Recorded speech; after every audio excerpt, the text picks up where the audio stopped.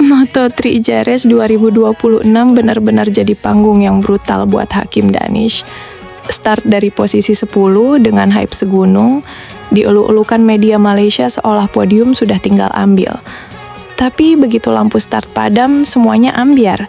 Yang katanya mau kasih lesson buat Veda Ega Pratama malah ketarik arus tekanan sendiri. Dan disitulah kelihatan siapa rider yang benar-benar ready tempur. Siapa yang cuma sibuk ngejar bayang-bayang rivalnya. Di garasi KTM, suasananya udah bukan lagi soal setting motor atau cari grip terbaik. Problem utamanya jauh lebih parah. Fokus Hakim Danish kelihatan buyar total. Dia seperti balapan bukan buat dirinya sendiri, bukan buat tim, tapi cuma buat satu hal, ngejar dan ngalahin Veda. Dan itu fatal banget di Moto3. Di kelas sebrutal ini, sepersekian detik hilang karena emosi bisa langsung bikin posisi anjlok. Padahal sebelum race dimulai, publik Malaysia udah terlalu overhype. Start posisi 10 dianggap tiket VIP buat menghabisi Veda yang start dari posisi 17.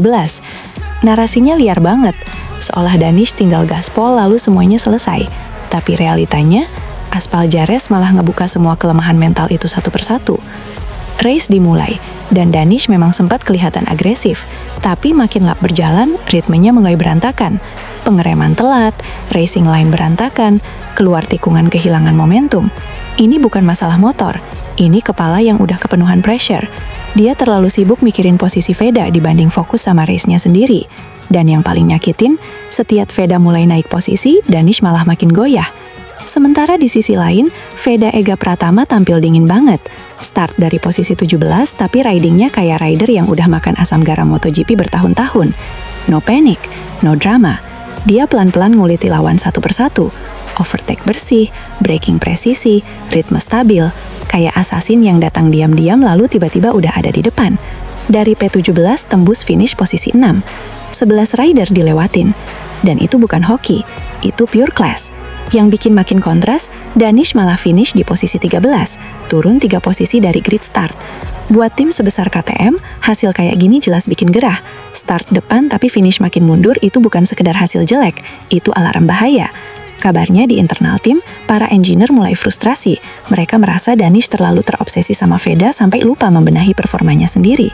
Bahkan sesi analisa data disebut sering berubah jadi obrolan soal kecepatan Veda. Gila sih. Rider profesional harusnya fokus sama telemetri motornya sendiri, bukan sibuk mantau rival terus. Dan akhirnya, kalimat yang paling nyelekit itu muncul juga. Read your own data or leave this seat. Kalau itu benar terjadi di internal KTM, berarti situasinya udah serius banget. Karena di dunia balap Eropa, mereka gak peduli drama Indonesia versus Malaysia. Mereka cuma peduli hasil. Kalau rider gak deliver points, kursi bisa hilang kapan aja. Sementara Danish mulai tenggelam dalam pressure dan ego, Veda malah makin naik level.